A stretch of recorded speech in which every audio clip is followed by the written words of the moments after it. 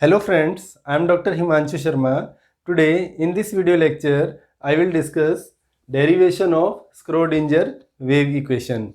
Let us start. It is also known as motion of matter wave. The Schrodinger wave equation is the basic equation of motion of matter waves. There are two forms of Schrodinger wave equation, that is time independent wave equation and time dependent wave equation.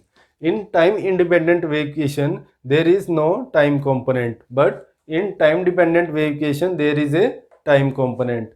Let us understand the real life scenario. Here a waveform is shown. In this waveform the direction of wave is in the x direction and there is one particle moving inside it.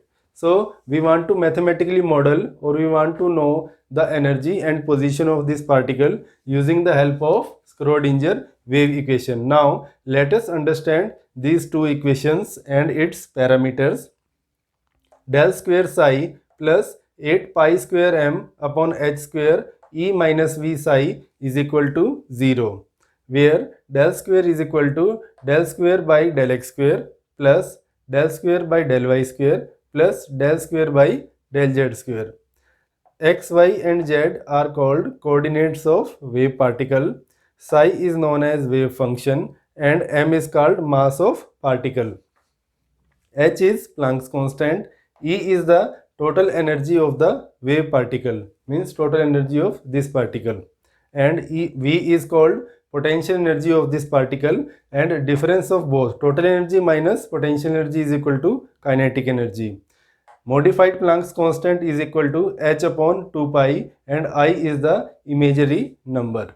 In this equation is given as minus of modified Planck's constant square upon 2m into del square psi plus v into psi is equal to j or I modified Planck's constant del by del t of psi. So this is time independent wave equation and this is time dependent wave equation. Now we will do the derivation of time independent wave equation. Now let us see the derivation of time independent Schrodinger wave equation. Let us consider a wave particle as shown in figure 1. This is figure 1. Here a particle is moving inside its wave. This is the nature of the particle. The classical differential equation of a wave in motion is given by del square by del t square of psi is equal to v square del square by del x square of psi del square by del y square of psi plus del square by del z square of psi. This is equation number 1. This is the standard equation of a wave in the motion. X, y and z we have already explained that x, y and z are the coordinates of the system. Here we can solve this equation as del square psi upon del t square is equal to v square into del square into psi, where del square is denoted by del square by del x square plus del square by del y square plus del square by del z square. That is our equation number 3. Here del square operator is known as Laplace operator and v is called wave velocity or velocity of wave. Now let us see the equation 1 is a differential equation which represents the simple harmonic motion of a wave function psi. Means the equation number 1 which we have seen earlier was basically a simple harmonic motion of a wave function psi. The standard solution of such a wave function is given by sinusoidal waveform. We can represent the psi as the solution of the differential equation given as psi is equal to psi naught sin omega t, that is equal to psi naught sin 2 pi mu t. Mu is the angular frequency. Mu is the frequency of the wave particle. Differentiating this equation number 4 2 times as follows. Del by del t of psi is equal to psi naught 2 pi mu into cos 2 pi mu into t. Formula used is dy dt of sin mt is equal to m cos mt.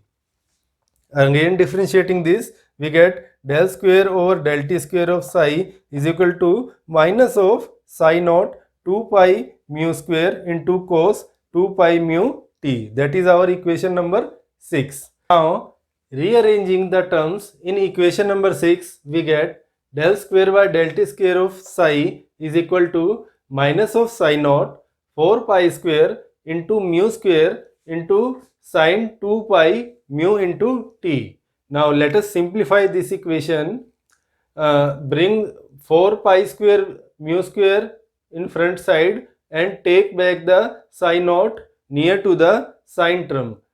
Why? Because psi naught sin pi mu t is equal to wave function. So we can replace all this term. We can replace all this term by only psi function. Now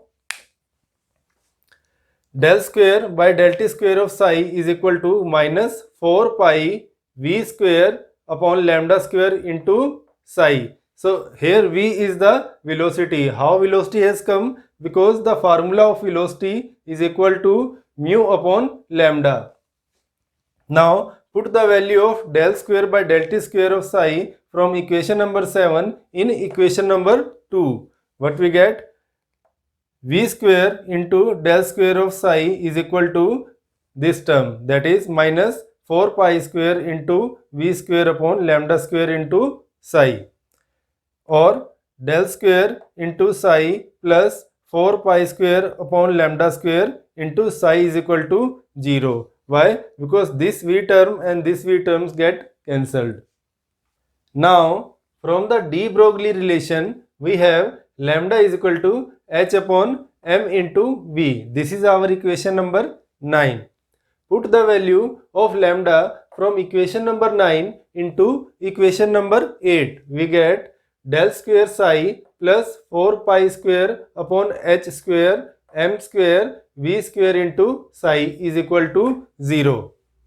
Means we have put it the value of lambda here and we have got h, m and v in this term, and lambda is erased, means lambda is replaced. If the E is total energy and V is potential energy of the particle, then its kinetic energy is given as half mv square is equal to E minus V. Means E is the total energy and V is the potential energy. The difference of total energy and potential energy will be equal to kinetic energy, that is denoted by half mv square. Here m square into v square is equal to 2m E minus V. How this equation came? M is multiplied at both sides, means here if we multiplied m it will become m square, and 2 is taken on right hand side equation and m is multiplied here also to balance the equation. So we get equation number 11. From equation number 10 and 11 we have del square psi plus 4 pi square over h square into 2m E minus V into psi is equal to 0. Simplifying this equation, we get del square psi plus 8 pi square m over h square E minus V into psi is equal to 0. That is equation number 12. The equation number 12 is called Schrödinger time independent wave equation.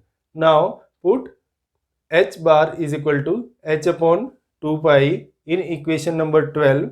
We get del square into psi plus 2m over modified Planck's constant square E minus V into psi is equal to 0.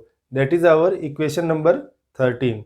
The equation number 13 is alternate form of Schrödinger time independent wave equation. There is no time variable in these equations. So we have derived our final result in equation number 12 and equation number 13. These are the universal equation of Schrödinger time independent wave equation. If you like this video and you have understood this derivation, please like, subscribe and share this channel. Thank you.